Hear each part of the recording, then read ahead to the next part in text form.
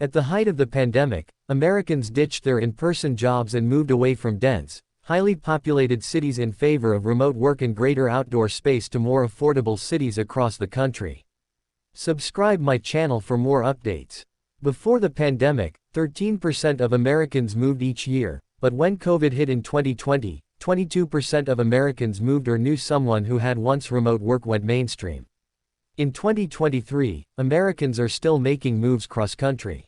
Move Buddha, which analyzes trends and industry insights to help people find moving information and resources, looked at data from January 1 through September 30, 2023 to find 2023's most and least popular states to move to and away from.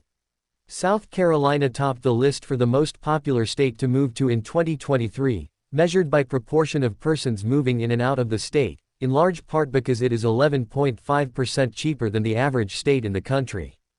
In addition, healthcare and tech industries are also growing rapidly in many cities in the state, including Columbia, Greenville and Lockhart. North Carolina and Montana followed South Carolina as top cities that continue to attract way more moves in than out, followed by Florida and Texas, which Move Buddha attributed to their relative affordability and milder weather. Cities like Greenville, SC, and Asheville, NC, specifically were among the top destinations for Americans in 2023 with the highest inflow-to-outflow ratio. A lower cost of living, a steady climate and better access to outdoor activities are among the main reasons for people to move, according to the report. Entrepreneur Ted Jenkin, who is the current CEO of Oxygen Financial, described Greenville as checking all the boxes for people looking to move. Lower state income taxes, Republican politics, people moving away from the coast, warmer climate, and a booming local economy, he told Fox News Digital. That's why it's so hot right now in addition to its proximity to a major hub in Atlanta. Republican South Carolina Governor Henry McMaster told Fox News Digital the Palmetto State was the ideal place to live. South Carolina has it all. Our quality of life, rich cultural heritage, abundant natural resources, and thriving economy make South Carolina the ideal place to live, work, and raise a family, he said. In contrast, Move Buddha predicted that more expensive areas will continue to see people leave as the cost of living and inflation become an even greater challenge for Americans. Dense, urban areas, which have seen fleeing populations since the start of the pandemic, and states like California, New Jersey and Connecticut all had significantly more moves outbound than inbound in 2023.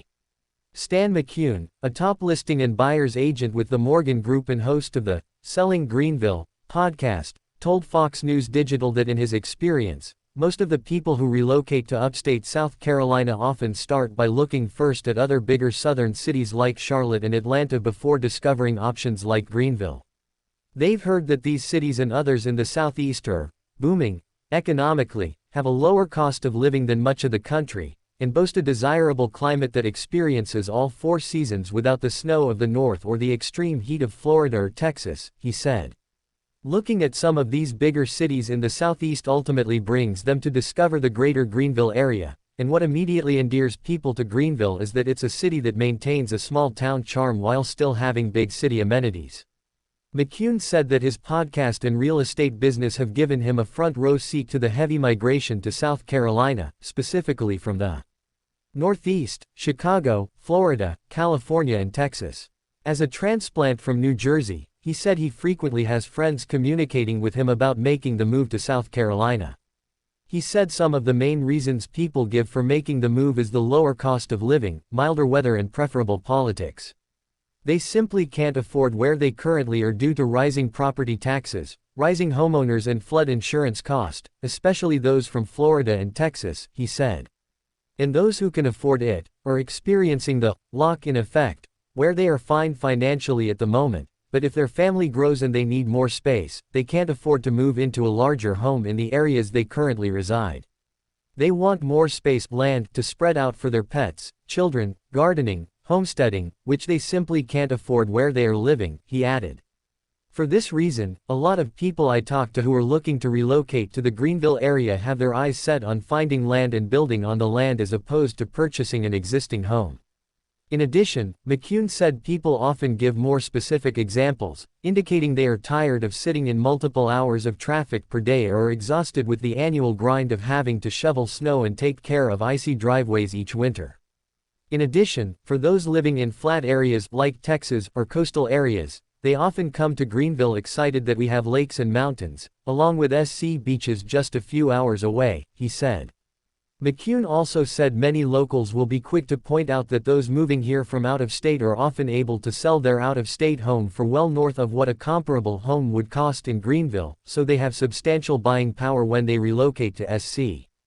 In my experience, these people typically end up buying a less expensive but much nicer home than the one they are moving from, he said. Myrtle Beach, SC, has also topped recent lists of most popular cities to relocate to in the United States.